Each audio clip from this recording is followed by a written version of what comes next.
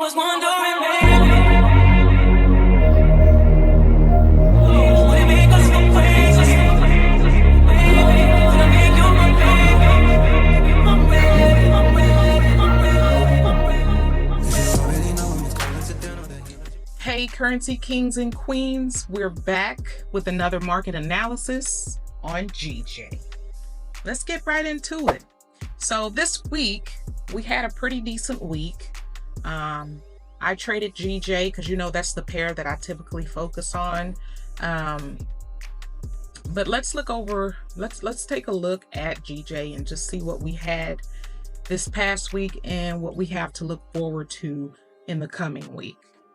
First of all, I took a sell. I think it was on this past Thursday. But let's just look at the overall market for GJ and see what's trending.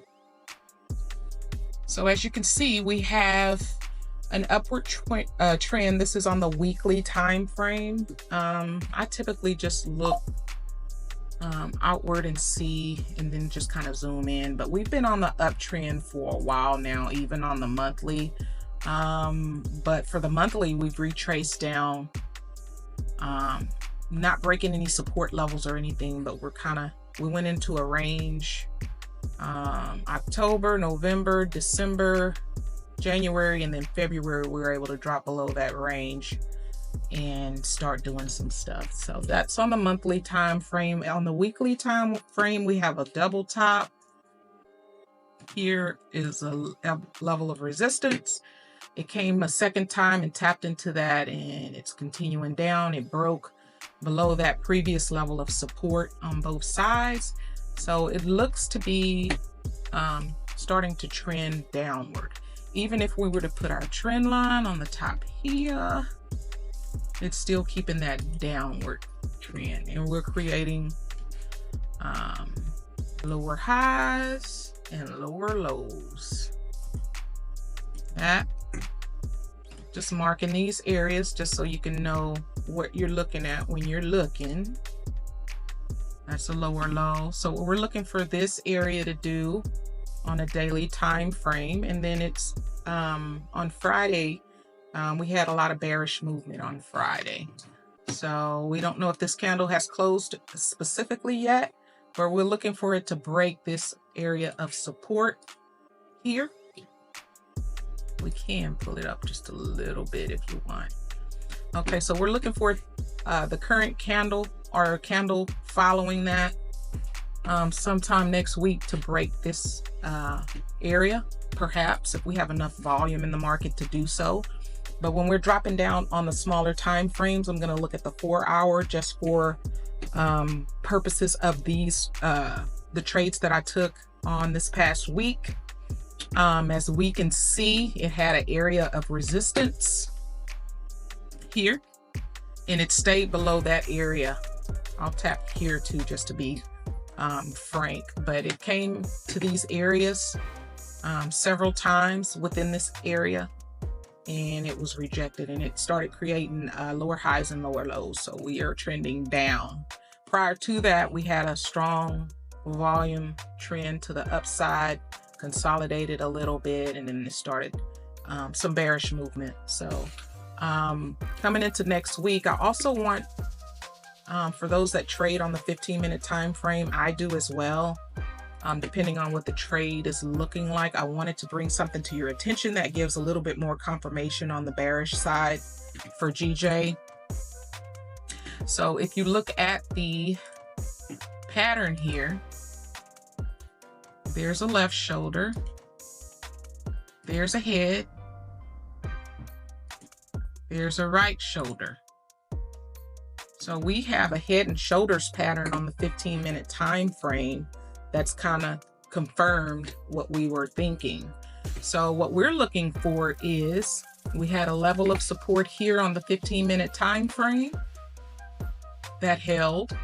And if you can see this area here where it consolidated, in this area, and then had another push down, we're looking at this current candle. If you're going to remain on the 15-minute chart, we're looking at this specific area. So we're looking at either a supply zone here, and I'll change the color just so we can actually see what I'm speaking of.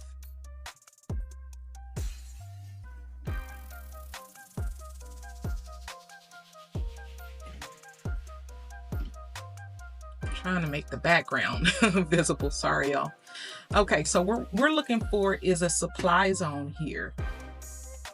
And what we're looking for in that supply zone or a retest zone, it's to come back to this area of previous support that has turned into resistance, tap into that area, come down. What I would look for if you were going to take a trade on the bearish side for next week, this is not financial advice, this is just what I'm looking at specifically.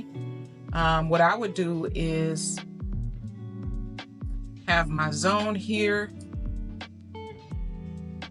and you could potentially get a 1 or 2. So I would look for that area to tap in, get in once it breaks the supply zone area, and then ride it here. So I'm looking at the trend to continue on the bearish side. As far as the news, let's go over what we would potentially have coming in next week concerning GJ. So next week, we really don't have anything concerning GJ. We have some, tomorrow is the German federal elections, but that's concerning the euro dollar. We have some orange folder for the US on Tuesday and Monday at 4 a.m. for euro as well. It's the same German information, business climate. And then the red folder for consumer confidence for USD, odd, we have CPI. And then orange folder on Wednesday for USD. USD has a whole lot of news coming out in the coming weeks. And then we have red folder on Thursday. So if you're trading gold or anything similar to gold or any pairs concerning the USD, you probably have some volume in the market or some news that'll push it in whatever direction that y'all are looking for trades. But as far as GJ, I'm gonna stay with the bearish trend as we went over, just looking into these zones. Remember y'all, when y'all are looking at the bigger zones on the bigger time frame, let's see, the small area here that looks like consolidation, which it is, if you drop down to 5 minutes, those consolidation areas are a lot bigger. So remember, just to be safe when you're trading, make sure you're using proper risk management, and let's get them this coming week. And drop a comment down below what you're looking at as far as trades and how your week was this past week. And if you're not subscribed to my channel, make sure you subscribe to my channel and turn that notification bell on. Thank you again for tuning in. Until next time.